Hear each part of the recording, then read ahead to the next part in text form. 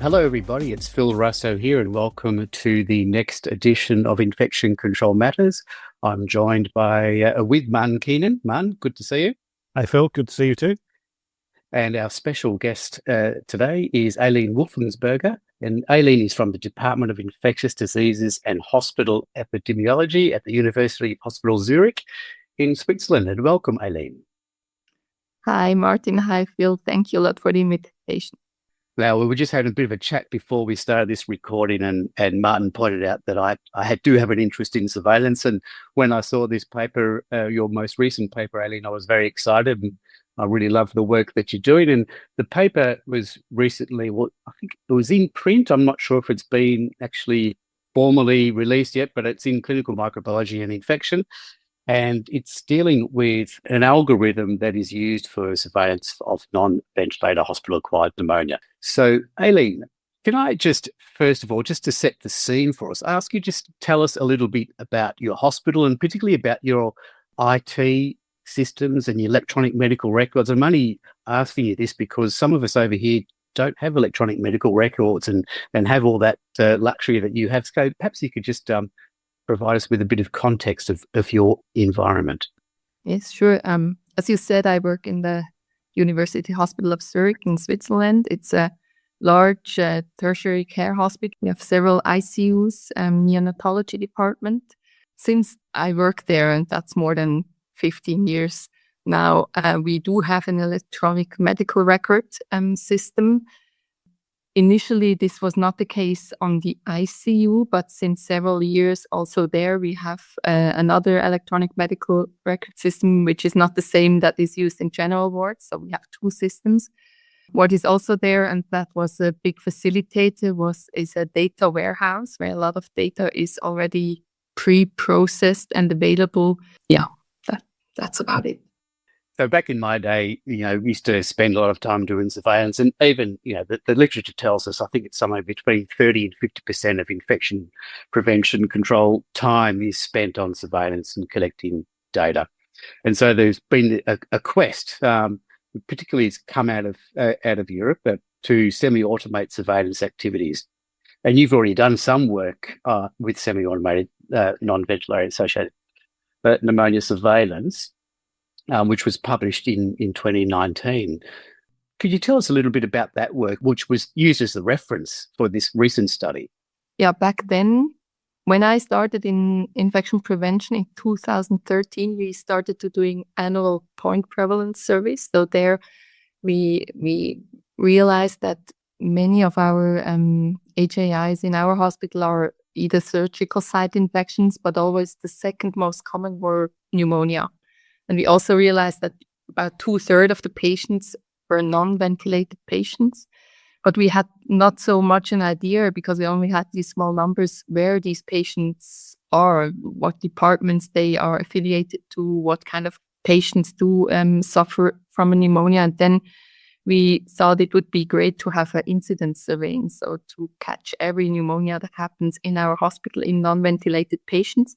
And this was back 2017 when we decided to try to set up a semi-automated surveillance system. And we were capable to do so with a lot of help from the IT people in our hospital. And we were able with that to reduce the workload for manual review by 93%, I think, which still left us with a nurse, Miriam. She's doing this surveillance since then, and she still invests about 20% of her full-time equivalents in doing the surveillance. We have about 40,000 patients in our hospital each year, and this translates to about 2,500 patients who still remain on this list of pre-selected patients. And this has to be manually worked on. How large is the hospital, Aline? How big is the hospital? How many beds? The hospital has about 900 beds. Whoa, okay. Okay, big. And yes, so we left with these still quite a bit of time that has to go into the manual surveillance. And that was also a bit the reason why we came up with this next idea to, at one side, try to improve, maybe look if we can improve our algorithm that pre-selects the patients for manual review. And on the other hand, we were sometimes people from other hospitals in Switzerland contacted us and said, oh, you have this semi-automated surveillance system. Could we also do that? But we might not have, in our hospital, we don't collect, we don't have temperature data in an electronic form. Can we still do that? And that was a bit the other idea we had. Can we maybe quantify a bit what indicators lead to what kind of workload reduction and still maintaining a high sensitivity to pre-select patients with nvHAP, possible nvHAP? For me, this shows the value of doing an annual point prevalence survey rather than if you're going to take part in a national one every 5 years where you just contribute national data. How much time did doing an annual point prevalence survey in your own organization take you? Because 900 beds is quite considerable, and presumably you're using semi-automated for part of that, or was it all manual? It was all manual, except that some data were like the age of the patient or the affiliation, it was pre-filled. So this was data that we never had to enter manually, but the decision if a patient suffers from a HAI, that always was a manual step. And it is actually still is, since at the beginning when we started to do there was no national surveillance on an annual basis.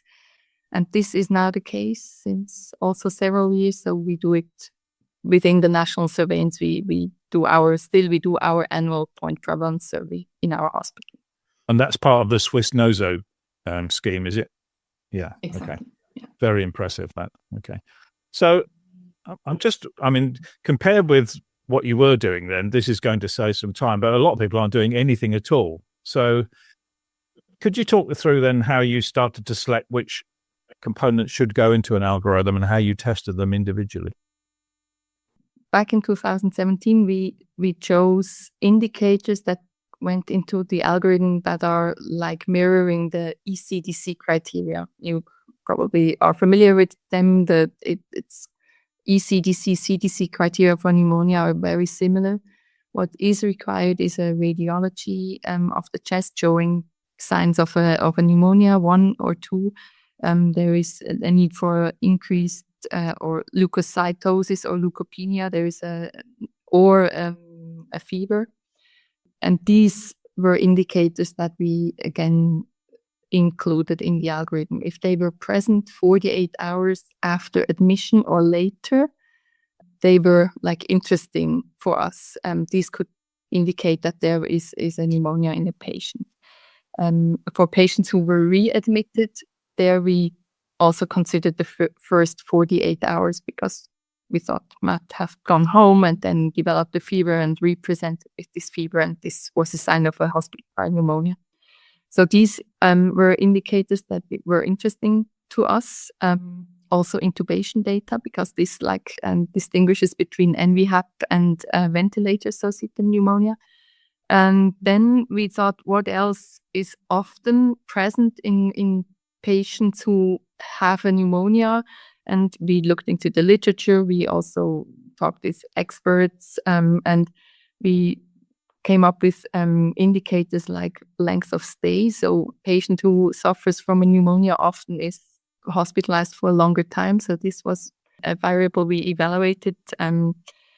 The microbiology or virology results, or even to test the patient, to take these blood cultures, to take a respiratory sample and look for influenza. This was an indicator for us. Oxygen saturation. In our hospital, we often do CRP.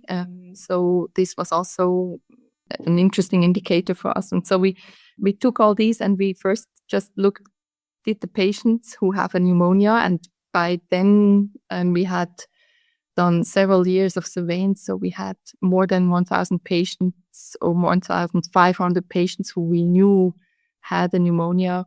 And because we identified them by our semi-automated surveillance, we looked, were these indicators present in these patients, yes or no? And this was the first step.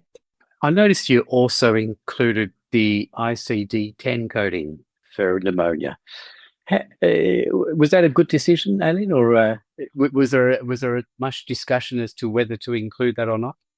Actually, we already knew that this was not a good indicator because that was the first thing. Before we implemented our semi-automated surveillance systems, we looked at the coding data and we thought this could be make our life very much easier if we just look at this. I reassess these patients who have a discharge diagnostic code of pneumonia, but already then we realized that the sensitivity, I think, was about, or the positive predictive value was about 50%. So it was, and the sensitivity even lower. So it was really, we already knew, but we still are interested.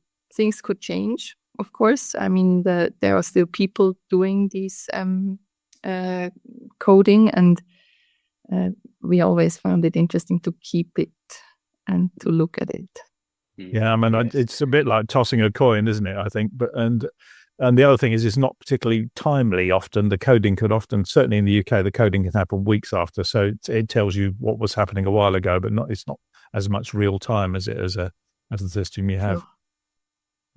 I was interested in saturation, actually, oxygen saturation, because you created a very nice table that wasn't very sensitive, but it was actually pretty specific.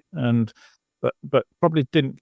Do people just not look at SATs very well, or you didn't include that in your later analyses? Really, did you not consider that to be useful? We included two things. One was that we looked at patients who had during 2 days decreased oxygenation or saturation below 95%. There, I think the sensitivity was quite high. It was above. You have to look it up. Of 95%. It was high, yeah. Yeah, like in stable saturation and then a drop in saturation, what you could imagine that happens in a hospital-acquired pneumonia, there the sensitivity was very low. Yeah, saturation data is a bit difficult, and in our hospital there we don't have perfect data availability, saturation, and especially oxygen provision data. There we don't know the amount of oxygen that is given to a patient, especially on the ICU, if there has to be an increased supplementation of oxygen. So there we don't have the data that makes it easy for us to base our surveillance on. Okay, thank you. And also you talk about radiological full text reports. How timely are the full text reports rather than just issuing the X-ray? Do they get reported on fairly quickly so that you're able to use that and pick them up quickly? Because, and I'm wondering, is there a standard text that they would always use, the radiologist, so that you can pick it up easier? So yes, the radiology report is ready almost immediately or some hours later. Our semi-automated surveillance anyway is not real time. We only look at patients who were discharged. So it's always retrospective. We don't have the feeling that it is essential for us to have a kind of real-time surveillance. And the radiology report, I think it changed over time. It also, I'm not sure if they, like all the radiologists in our hospital, use like text snippets, but what we basically do is that we apply a very, very simple text analysis looking for the word no and infiltrate, so, or German translation of it, in one sentence. And if this is present, then we say this radiology report does not show a pneumonia. There are some exceptions. If there is a but in the sentence afterwards, then we still include it, but we like reduce the number of radiology reports that could be interesting. And yeah, this full text analysis, even though it is so simple, helps a lot to reduce the workload for manual review. Perhaps tell us about what you did then, Aline. Yeah, how many patients were involved in the study? So we took for a 1 year period. So it was 2017 to 2020. Then we had a gap in our surveillance because of the COVID pandemic. And then again in 2021, we took this data, which include about 1,500 patients with nv-HAP. We also looked at all the patients who had an ICD-10 code for pneumonia and included the patients who fulfilled definitions of these cohort, just to be a bit more sure that we include all of the nv-HAP patients. And then we took the whole patient cohort that was hospitalized in our hospital then, which included about 160,000 patients. And we applied these algorithms on these patient data and looked if all patients with nv-HAP were identified. We did that first for the single indicators. Mm-hmm. And if the single indicators performed well enough, we had always the threshold for a good enough performance was a 90% sensitivity or above. So this is also the threshold that is proposed by the PRAISE initiative. And we worked with that. And if the single indicator had a sensitivity of above 90%, we started to combine these single indicators in something we called algorithms. Mm-hmm. First, in a very simple way to just combine if was this indicator and this indicator both present during a hospital stay. And then we also worked a bit with time. There was a relationship in time that has to be there. So was there a fever in close, timely relationship to radiology? So if the patient had fever 3 days before or maximum 1 day after radiology. And if yes, then we combine these indicators. You've got a great table in the paper that shows us all the indicators, and you had single indicators and the simple algorithms and the complex algorithm. I was really impressed how well the single indicators actually performed with their sensitivity. That was surprising to me, and still some of them had quite reasonable reductions in workload too. And perhaps we better explain the workload reduction and what does that mean and how did you measure that? You're right. We also were surprised, and that was a good thing to see also for these hospitals who asked us to maybe work with a simpler algorithm or just a single indicator.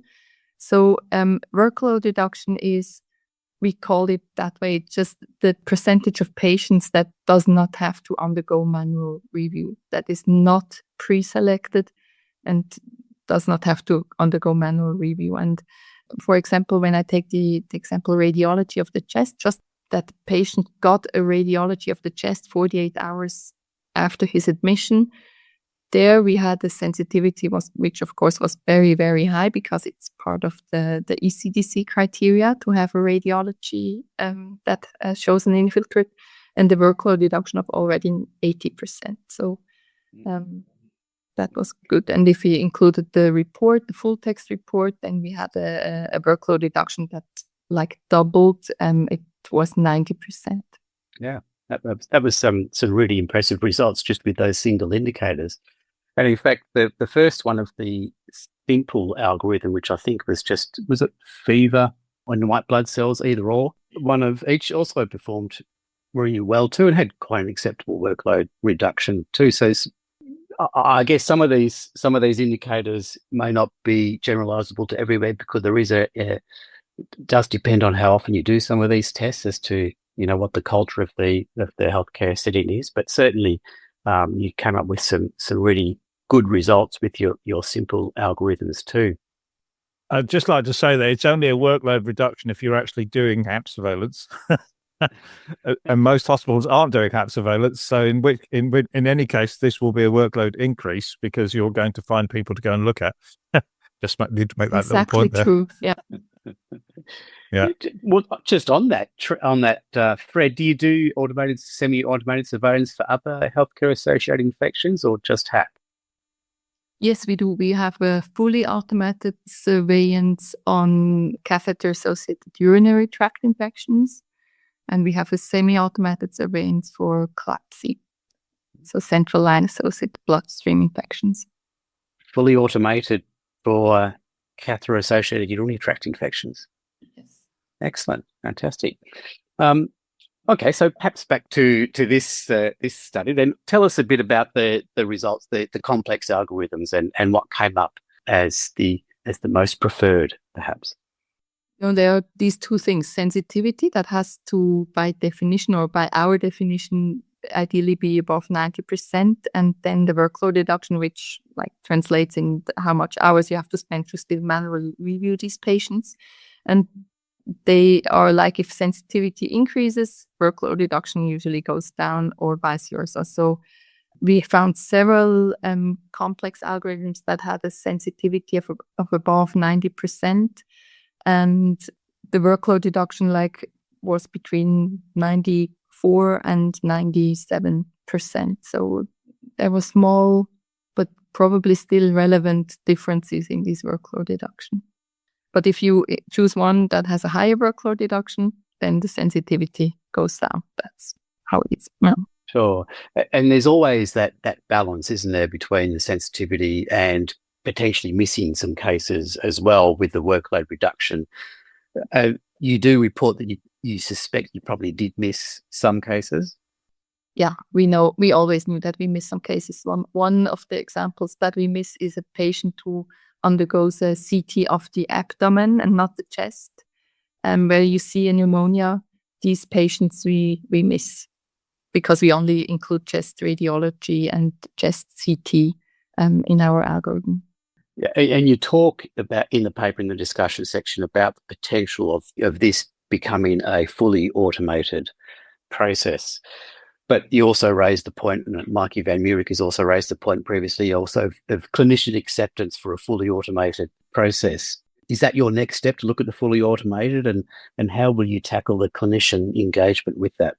Yeah, there are already groups in the US who work on fully automated surveillance, and it's tempting, of course, to have a fully automated surveillance and also this 20% FTE that we invest during all the years to do the manual part. We, of course, would also like to decrease.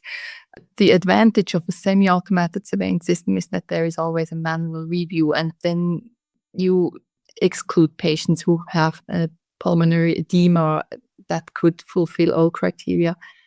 The fully automated surveillance system, on the other hand, you don't have a manual workload, but the buy-in from clinicians is lower because it catches several, I think, patients who don't fulfill pneumonia criteria, and, for example, patients with a sepsis and in the abdomen, and they are labeled to have a pneumonia. So on one hand, I would like to, of course, more automatize the surveillance, but I see the disadvantages of having a fully automated surveillance and the lower clinician buy-in. So ideally, we have both. I don't know, maybe with AI, large language models and so on, we could go into the direction to have a quite high specificity, positive predictive value without and still decreasing manual workload. I accept that you're going to miss some cases, but if something is over 90% specific and very sensitive as well, over 90% sensitive, and there's a workload reduction, I think there's probably enough information there to give you some data for action. So how have you actually been using these data then to actually feedback? Are you able to highlight areas which seem to have more pneumonias, hospital-acquired pneumonias, so you can actually put some interventions in there? Because I know we've had you on the podcast previously talking about your intervention study, which is absolutely still my favorite podcast of all time. But, what are you doing with these data then? How do you feed it back? Because I've found feeding back too long after the event, people go through the 5 stages of feedback grief, which is, anger, denial, bargaining, indifference, lunch, rather than actually getting into action. Yeah, true. Yeah, we feed it back on a semi-annual basis. So every half year we feed back the data to the clinicians. But what you mentioned is, I think that was also one of the most important things that happened, that we were back then able to identify the departments with highest nv-HAP incidence and incidence rates. And we, based on that, the IPC department, knew where we could focus our intervention to the prevention intervention. These 9 departments we chose then had high nv-HAP incidence rates. We were able to increase the fidelity to the prevention measures, and we were able to decrease nv-HAP incidence rate. And of course, to first identify the departments with high rates, and then to also be able to see if your intervention is effective. That's really important, and that wouldn't have been possible without this semi-automated surveillance. Yeah, I mean, you presumably, you might be able to show cost saving then by showing we've actually reduced the number of infections by doing more, better surveillance. Therefore, that would fund the surveillance program, and you can sort of build a bit of momentum there. Do you get much buy-in then from the individual wards getting data 6 monthly, or would a bit more real time showing actually our trend is going up motivate people a little bit more possibly?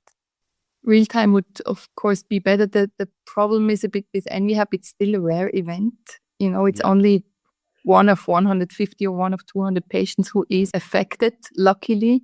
Even though it's one of our most common HAIs, it's still a rare event. So I think anyway, confidence intervals are huge when you don't look at the whole hospital or a whole larger department. If you feed back to people on a ward that have 20 patients on one ward, the numbers are always small, and I'm not sure how much you can make out of it, but still I agree timely would be great. More timely would be great. Sometimes we pick certain case examples from the surveillance and go to the wards and show, look, this case happened, could care be improved, retrospectively, can we identify what could have been improved or went better? So that's also what we do sometimes. Yeah, I just wondered if it might help identify if there was, even as you say, numbers are low, if numbers were starting to go up, was that related to staff shortages or, new staff coming in who aren't trained in the methods that they're currently using, or, people aren't getting their teeth cleaned, just like a little trigger for action really, and get some feedback that way. You're using this now as part of your surveillance program? Yes, we do. Yes, excellent. And it's going well? Yeah, we do the semi-automated surveillance since several years, and we still have data. The numbers are quite stable. They went down when we did this intervention. Now, then COVID came. We are not that active as we were back then. We were not able to invest a lot in sustainment of the intervention, so numbers went up a bit again. But we monitor and we don't see a lot of change, so no immediate need to be active. But of course, nv-HAP prevention is always on the top of our list. And with all this reduction in workload, the infection prevention staff just lying around peeling grapes now, or? Yeah, as you mentioned, there is a difference between doing nothing. Before we did nothing. Now we have this semi-automated surveillance, which enabled us to do the surveillance, but it actually, there was a lot of IT investment necessary and still manual workload. So we still have work to do. I wonder if we should change the term to workload efficiency, maybe the reduction, because you just fill it up with something else generally, don't you? When you remove a task and it gets filled up with something else. Yeah, work smarter, not harder. I mean, having that's right. Having the central repository of data that you can get access to is, I think, absolutely key to this. So you might have different systems, but if you've got a data warehouse, that's amazing, because just a few simple aspects of an algorithm could actually have quite a big impact here. People can build their own local algorithm with the data they have, and from your table you can work out what is likely to give you the biggest bang for the buck without necessarily having to invest a lot of money. Because certainly in the UK we have different computer systems that don't necessarily talk to each other, and then you have to buy individual interfaces for each single one, and the investment in that can be quite significant. But actually you might be able to find the data from here and there. So I think this is a really nice paper, and I think it's something people should think about. If they think they have a problem with nv-HAP, this is a way that they might be able to start down the journey of starting surveillance, just to give them a bit more of a feel for what's going on. So thank you so much for speaking to us, Aline. I've really enjoyed the paper. I've really enjoyed talking to you as ever. Thank you.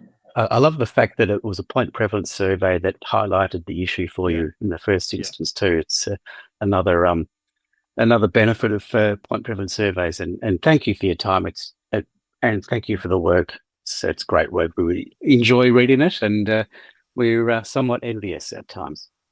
Thank you, Bill. Thank you, Martin, for the invitation. It was a pleasure to talk to you. Okay, everybody, that's it for this episode, and we'll join you again on the next episode of Infection Control Matters. Or we won't join you, you'll join us. Maybe I'll get that right one day. Bye-bye, everyone.